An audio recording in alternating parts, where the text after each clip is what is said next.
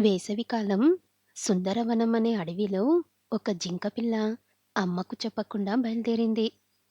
దానికి దాహమై నీరు తాగడానికి ఒక మడుగులోకి దిగింది. ఆ మడుగులో ఒక ముసలి ఉందన్న సంగతి ఆ జింకపిల్లకు తెలియదు. అది నీటిలోకి దిగిన వెంటనే ఆ ముసలి దాని కాలును గట్టిగా పట్టుకుంది. అప్పుడది అమ్మకు చెప్పకుండా వచ్చినందుకు ఎంతో బాధపడింది. తరువాత లేని ధైర్యం తెచ్చుకొని ముసలితో, "ఓ ముసలి మామ, నీకు అస్వస్థతగా ఉన్నట్లు తెలుస్తుంది. దానికో మందు చెప్తాను. నన్ను వదిలిపెట్టు" అంది. ఆ ముసలి నిజంగానే అస్వస్థతతో బాధపడుతున్నది. అది జింకపిల్ల మాటలకు ఆశ్చర్యపోయి, "నీకు నా అస్వస్థత సంగతి ఎలా తెలుసు?" అని అడిగింది. "నువ్వు నా తల బదులు కాలు పట్టుకున్నప్పుడే తెలిసింది" అని చెప్పిందా జింకపిల్ల తెలివిగా. అప్పుడే అక్కడికి ఒక బుజ్జి నక్క రావడాన్ని గమనించింది జింకపిల్ల. వెంటనే అది, "అదిగో, ఆ నక్కను తింటే నీ అస్వస్థత మాయమవుతుంది. దాన్ని పట్టుకో" అంటూ ఆ బుజ్జి నక్కను చూపించింది. సరేనంటూ ఆ జింకపిల్లను వదిలిపెట్టింది ముసలి.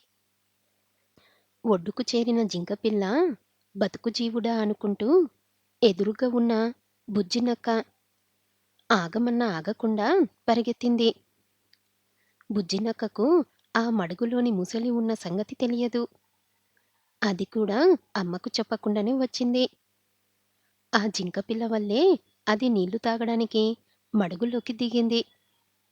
అప్పుడా ముసలి బుజ్జినక్క కాలును పట్టుకొని, "నా అస్వస్థతకు నీ మాంసమే మందని ఆ జింకపిల్ల చెప్పింది.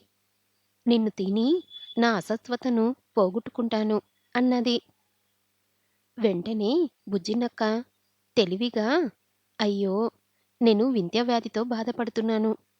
నన్ను తిన్నవారి కూడా వ్యాధి సోకుతుంది. కావాలంటే అదిగో, ఆ ఒడ్డు మీదున్న తోడేలు పిల్లనడుగు" అంది. అప్పుడు ముసలి, "ఈ నక్క చెప్పింది నిజమేనా?" అంటూ తోడేలును అడిగింది.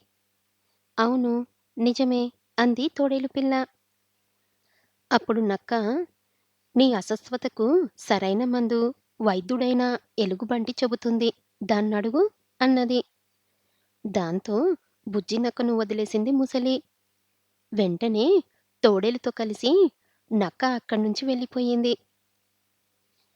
ఇంతలోనే ఎలుగుబంటి వచ్చిందక్కడికి. ముసలి తన అస్వస్థతకు దాన్ని మందు అడిగింది. ముసలి ఆ మడుగులో ఉన్న సంగతి ఎలుగుబంటిని తెలుసు గనక అది నీటిలోకి దిగకుండానే ఒడ్డు మీదే ఉండి కొన్ని ఆకులను దానిపై విసిరేసి వాటిని తినమని చెప్పింది. ఆ ఆకులను ఆరగించింది ముసలి. తర్వాత, "ఎలుగుమామ, ఆ బుజ్జినక్కకు వింధ్య వ్యాధి ఉందంట.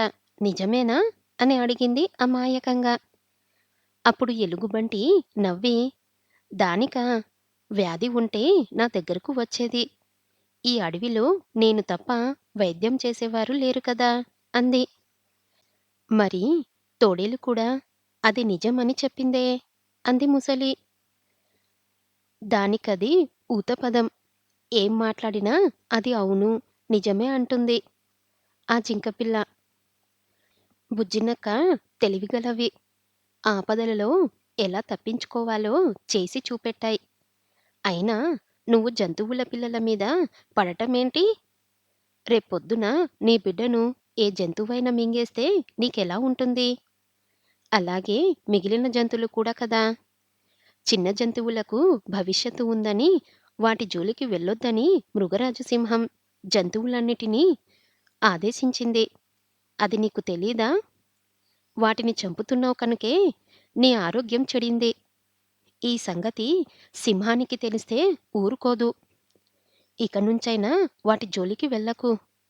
అదిగో, ఆ చెట్టు పండ్లను తిని కడుపు నింపుకో. అవి ఆరోగ్యాన్నిస్తాయి" అంది ఎలుగుబంటి. ఈ అడవిలో ఉన్న ఈ ఒక్క మడుగు వల్ల పాపం చిన్న జంతువులన్నీ ఈ ముసలికి చిక్కుతున్నాయి. మరి కొన్ని కొనోళ్లను తవ్వించి జంతువుల దాహార్తి తీర్చమని సింహానికి చెప్పాలి అనుకుంటూ అది అక్కడ్నుంచి వెళ్ళిపోయింది.